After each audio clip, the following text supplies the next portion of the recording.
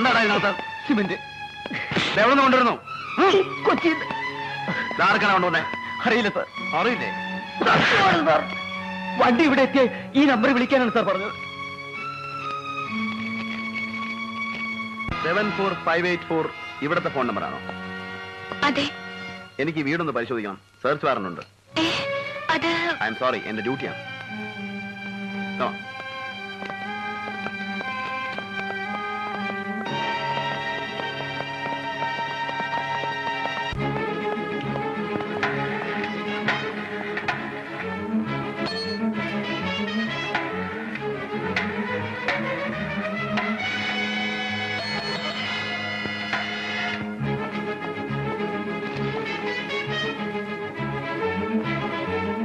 Hello, advocate ജയചന്ദ്രനുണ്ടോ?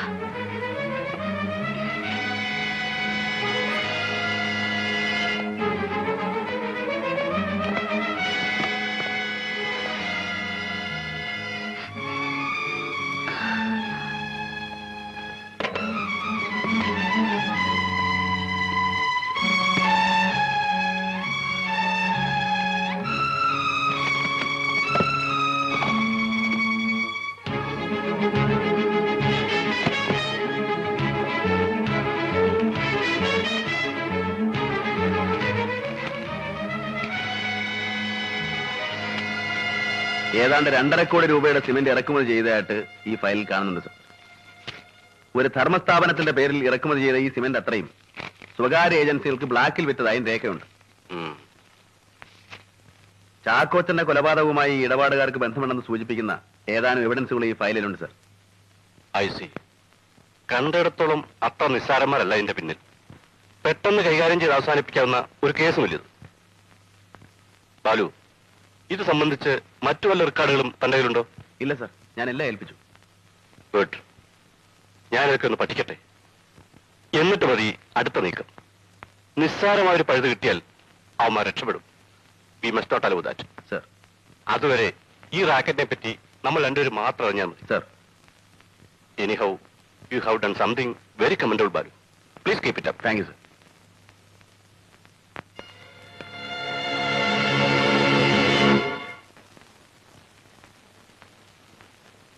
വക്കീലിന്റെ വീട്ടിൽ raid നടന്ന വിവരം വിൻസെന്റ് വിളിച്ച് പറയുമ്പോൾ ഞാൻ സ്ഥലത്തുണ്ടായി. ഇല്ലായിരുന്നെങ്കിലോ? That Balram is a daredevil. മുൻപും പിൻപും നോക്കാത്ത പ്രകൃതമാണ് മനുഷ്യന്. കംപ്ലീറ്റ് റെക്കോർഡ്സിനെ ഏൽപ്പിക്കാൻ പറഞ്ഞപ്പോൾ നമ്മുടെ ഭാഗത്ത് നേരെ കൊണ്ട് തന്നു. ഇനിയെങ്കിലും ഇത് ഭദ്രമായിട്ട് സൂക്ഷിച്ചു വെക്കും. ഇയാളുടെ കാര്യപ്രാപ്തി വിൻസെന്റും ചന്ദ്രാജിക്കും ബോധ്യമായില്ല. അത് കുമാർ സാർ പറയുന്നത് പോലെ ഞാൻ വടക്കട വക്കീല്. കോടിക്കണക്കിന് രൂപയുടെ തിരിമറിയ. അത് ലൂരി പണയം വെച്ച മറ്റുള്ളവർ പലതും മറക്കുന്നത്. കൂട്ടത്തിൽ 5-6 ലക്ഷം കടലാസ് ഒതുക്കി വെക്കാൻ പ്രാണിയില്ലാത്ത ഇയാളുടെ ന്യായപ്രസവമൊന്നും കേൾക്കണ്ട.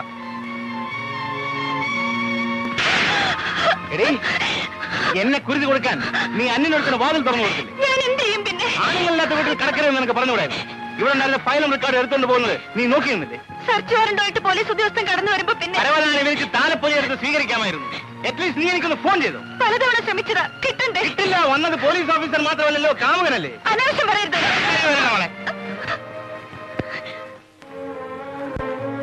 അനാവശ്യം. ഈ വീട്ടിൽ ഫയലും റെക്കോർഡും മാത്രമല്ല, നിന്നെയും ഞാൻ സൂക്ഷിച്ചു വെച്ചിരിക്കുക. ഞാനില്ലാത്തപ്പോൾ അവൻ ഇനിയും കടന്നു വന്നാൽ നീ അതിനും വാല് തുറന്നു കൊടുക്കുമല്ലോ. അതെ, തുറന്നു കൊടുക്കും. എന്താണ് നീ പറഞ്ഞത്? ഇനി തൊട്ടുപോലെ തന്നെ. എന്താ നിങ്ങൾ കരുതിയത്? എന്നും കാൽക്കയിലിട്ട് ചവിട്ടി അരയ്ക്കാമെന്നോ? സഹിക്കാവുന്നതിലേറെ ഞാൻ സഹിച്ചു. ഇനി വയ്യ. തരം കിട്ടിയാൽ അന്യപുരുഷന് വാതിൽ തുറന്നു കൊടുക്കുന്നവളാണ് സ്വന്തം ഭാര്യ എന്ന് കരുതുന്ന നിങ്ങൾ. ആളാണെങ്കിൽ എന്നെ അടിച്ചിറക്കണം. അതിനുള്ള നട്ടല് നിങ്ങൾക്കില്ലെങ്കിൽ ഞാൻ തന്നെ ഇറങ്ങാം. മതി, മനസ്സില്ല. എനിക്കിനി നിങ്ങളുടെ കൂടെ ജീവിക്കാൻ മടുത്തു.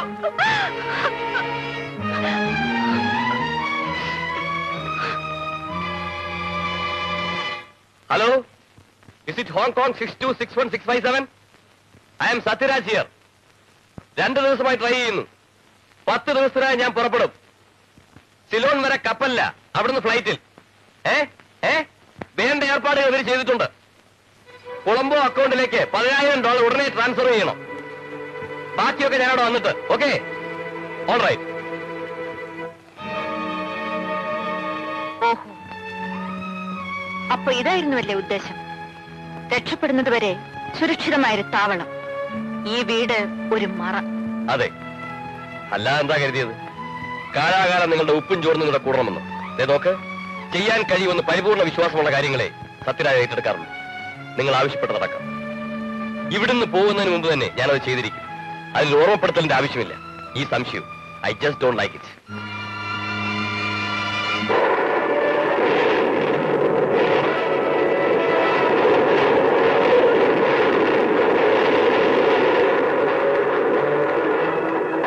ജ്യോതി,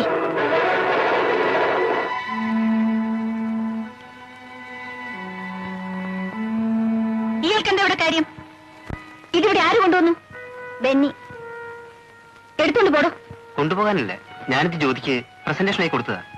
പ്രസന്റേഷൻ? ചേച്ചി, ബെന്നി അവമാനിക്കരുത്. ഞാൻ വിളിച്ചിട്ട് എന്റെ ഗസ്റ്റ് ആയിട്ടാ ബെന്നി വന്നിരിക്കുന്നത്. ആണോ? എങ്കിലും ഉപചരിക്കണമല്ലോ. അത് ഞാനാകാം. ഞാനല്ലേ ഗൃഹനാഥ.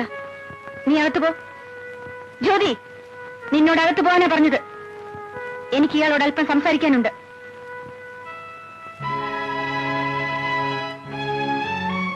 ഇത്രയും വലിയൊരു സമ്മാനം എന്റെ അനിയത്തിക്ക് കൊടുക്കാൻ മാത്രം നീ അവളും തമ്മിലുള്ള ബന്ധം? ഞങ്ങൾ തമ്മിൽ സ്നേഹമാണ്. എടോ, വില കൊടുത്ത് വാങ്ങാൻ കഴിയുന്ന സ്നേഹം പുരുഷന്, നിന്നെപ്പോലൊരു പണക്കാരന്റെ മകന് വലിയൊരു ക്രെഡിറ്റ് ആണ്. ആ സ്നേഹം വിറ്റ് ജീവിക്കാൻ എന്റെ അനിയത്തിയെ ഞാൻ വിട്ടുതരില്ല. അതിനുവേണ്ടിയല്ല ഞാൻ അവളെ വളർത്തുന്നത്. ചേച്ചി, കാര്യം കാണാനാണെങ്കിൽ ഈ പാവം പെണ്ണെന്തിന്? ഞാനല്ല ബെറ്റർ ചോയ്സ്. നിങ്ങൾ എന്നെ തെറ്റിദ്ധരിച്ചാണ്. ജ്യോതി ആ നിലയ്ക്കല്ല ഞാൻ ഇഷ്ടപ്പെടുന്നത്. പിന്നെ വിൻസെന്റ് മുതലാളിയുടെ മകൻ എന്റെ അനിയത്തിയെ കല്യാണം കഴിക്കുമെന്നാണോ പറഞ്ഞു വരുന്നത്? അതെ.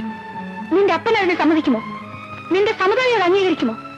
അവരെയൊക്കെ എതിർത്തുകൊണ്ട് എന്റെ അനിയത്തെ സ്വീകരിക്കാനുള്ള ചങ്കൂറ്റം നിനക്കുണ്ടോ? ഉണ്ട്. എങ്കിലത് ആദ്യം നടക്കട്ടെ. ജ്യോതിയെ കാണുന്നതും ഈ സ്നേഹം പ്രകടിപ്പിക്കുന്നതും എന്നിട്ട് മതി. മനസ്സിലായില്ലേ? മനസ്സിലായി. ഞാനോ പിഴച്ചവള. ഇനി ഒരു വീഴ്ച കൂടി താങ്ങാൻ ഈ പാവം കുടുംബത്തിന് കഴിയില്ല. ഞങ്ങളെ ഉപദ്രവിക്കരുത് ബെന്നി, പ്ലീസ്.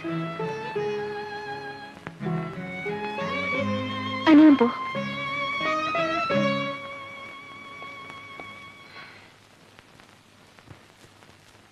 മോനെ, നിനക്ക് പ്രായമായി.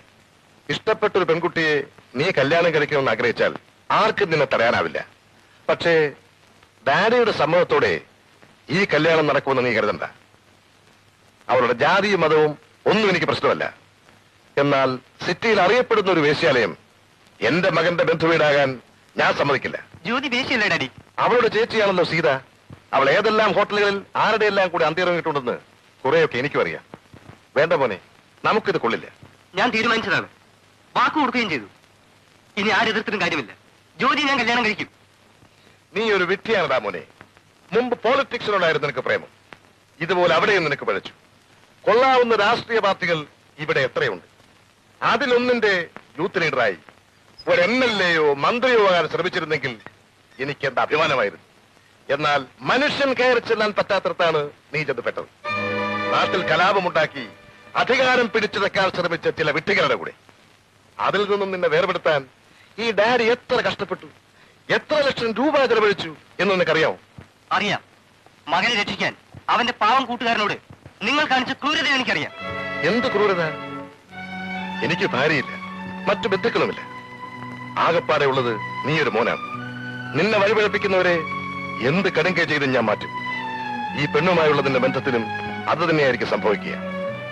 അല്ലാതെ എന്റെ മകനെ എനിക്ക് കൊല്ലാനൊക്കൂ? ഡാഡി, എന്നെ കൊണ്ട് ഇനിയൊരു മഹാപാപം നീ ചെയ്യിക്കരുത്. ഇല്ല, നിങ്ങൾക്കത് ചെയ്യാൻ കഴിയില്ല. എനിക്ക് ജീവനുണ്ടെങ്കിൽ ഞാനത് സമ്മതിക്കില്ല. ബെന്നി, മോനെ പറയുന്നത് മുഴുവൻ കേട്ടിട്ട് പോകും. ബെന്നി,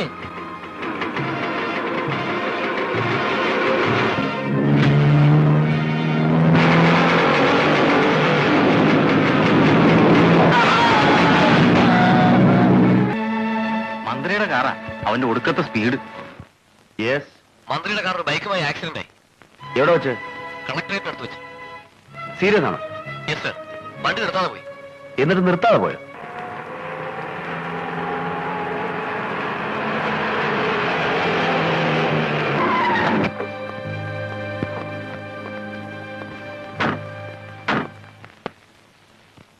സാർ, വഴിക്ക് വെച്ച് ഈ വണ്ടി ഒരു ബൈക്കുമായിട്ട് ഒരു ആക്സിഡന്റ് ഉണ്ടായി. യെസ്. അടുത്ത പോലീസ് സ്റ്റേഷൻ റിപ്പോർട്ട് ചെയ്തേക്കൂ. ആ പയ്യന്റെ നില കുറച്ച് സീരിയസ് ആണ് സാർ. ചത്തോ? അറിയില്ല. മിസ്റ്റർ, ഒന്ന് ഇറങ്ങണം. എന്തിനാ? ഇറങ്ങണം മിസ്റ്റർ, പറയാം. താനാരോ എന്നോട് ഇറങ്ങാനല്ലോ പറഞ്ഞത്.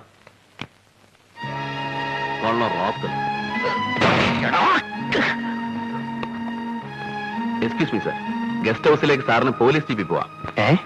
ജീപ്പിലും? സാറിന് നിയമം അറിയാമല്ലോ, ഈ വണ്ടി കസ്റ്റഡിയിൽ എടുക്കാണ്. സർ, എന്ത് തോന്നിയാസോടോ താൻ കാണിച്ചത്? ഒരു മന്ത്രിയുടെ കാറ് തരാൻ താനാരാ?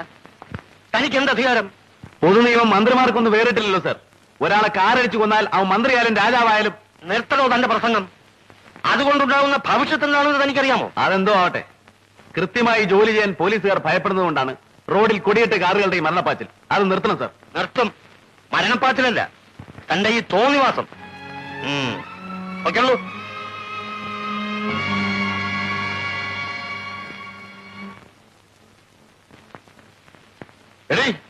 നീ എന്തിനിങ്ങോട്ട് വന്നിട്ടേ വിട്ടിത്തം പറയുന്നു? വിട്ടുപോയി കണ്ടോളൂ. പക്ഷേ ബോധമില്ലാതെ കിടക്കുകയാണ്. വിളിച്ചു ഉപദ്രവിക്കരുത്.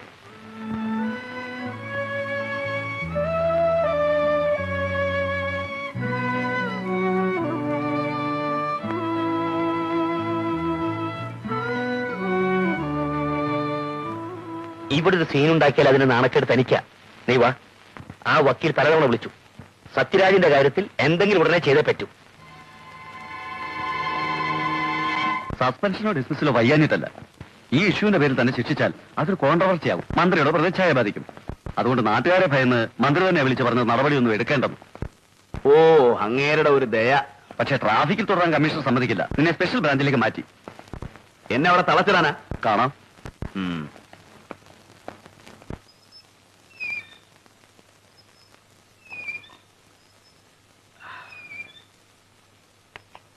നിങ്ങളുടെ ഡാൻസ് ക്ലാസ് നിർത്തിയത് ഞാനിവിടെ ഉള്ളത് കൊണ്ടാണ്. ഉള്ള വരുമാനവും പോയല്ലേ? സാരമില്ല. പണക്കാരുടെ ആയുധമായിട്ടാ ഞാനിവിടെ ജീവിക്കുന്നത്. പണം എനിക്കൊരു പ്രശ്നമല്ല. നിങ്ങളെ ഞാൻ സഹായിക്കാം. വേണ്ട, നിങ്ങളോട് ഒരു സഹായമേ ഞാൻ ആവശ്യപ്പെട്ടുള്ളൂ. അത് മതി. രാധയുടെ ഈ തന്റെ ഇടം ഐ അപ്രീഷിയേറ്റ്. ഞാനൊരു ആന്റി ഹീറോ ആണെങ്കിലും എന്നെ ആരാധിക്കുന്ന എത്രയോ പെൺകുട്ടികളുണ്ട്. പക്ഷേ ചുണയുള്ള പെൺകുട്ടികളോടാണ് എനിക്കിഷ്ടം. രാധയെ പോലെ. പറയട്ടെ. കൈവിട്. ജയിലിലെ ഇരുമ്പഴി വളയ്ക്കുന്ന ഈ കയ്യിൽ നിന്ന് കുതറി മാറാൻ പറ്റില്ല. എടോ, ഞാനൊന്ന് ഉറക്ക കരഞ്ഞാൽ നീ ആ ഇരുമ്പഴിക്കുള്ളിലാകും. അടുത്ത വീട് പോലീസ് ഓഫീസറുടേതാണെന്ന് ഓർത്തു.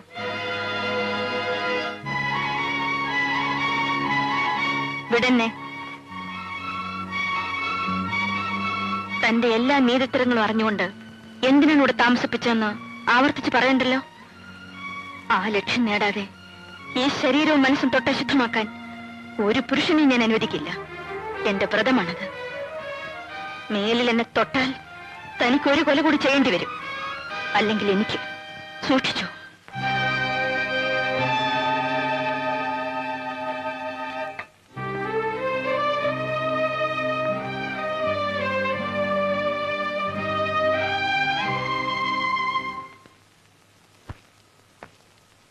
എന്താ സാർ, അന്ന് ഞാൻ ഏൽപ്പിച്ച ഫയലുകൾ.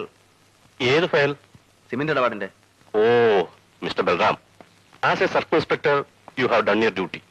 മേലുദ്യോഗസ്ഥനായ എന്നെ അത് ഏൽപ്പിച്ചതോടുകൂടി നിങ്ങളുടെ ചുമതല തീർന്നു. സാർ, ചാക്കോച്ചന്റെ കൊലപാതകവുമായി ആ records, further actions. Why are you so inquisitive mister? ഞാൻ ആ ഫയൽ CBIക്ക് വിട്ടപ്പോയിരിക്കാണ്. മേലെ താനെ കുറിച്ച് അന്വേഷിക്കണ്ട. സാർ, അപ്പൊ CBIക്ക് സാറ് എന്താ എനിക്ക് സംശയം? No more questions. Mind your own business. You may please go. What you want? Excuse mister Kumar, we are from CBI. ഇതാ നിങ്ങളുടെ സസ്പെൻഷൻ ഓർഡർ. സസ്പെൻഷൻ? അതെ. സാറിന്റെ കയ്യിൽ ആ ഫയലുകൾ ഏൽപ്പിക്കുന്നതിന് മുമ്പ് അതിന്റെ ഫോട്ടോസ്റ്റാറ്റ് കോപ്പി ഞാൻ മുകളിലേക്ക് അയച്ചിരുന്നു.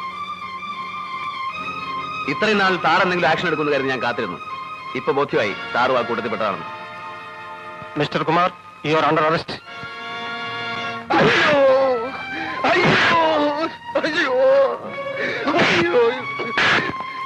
ഇനി എന്നെ ഉപദ്രവിക്കല്ലേ സാറ്? എവിടാ നിന്റെ കൂട്ടുകാരൻ ചന്ദ്രാജി?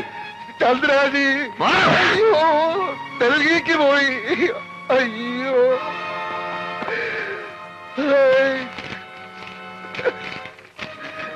എന്താണ് സാർ? Release Vincent immediately. ജാമ്യത്താണ് സാർ.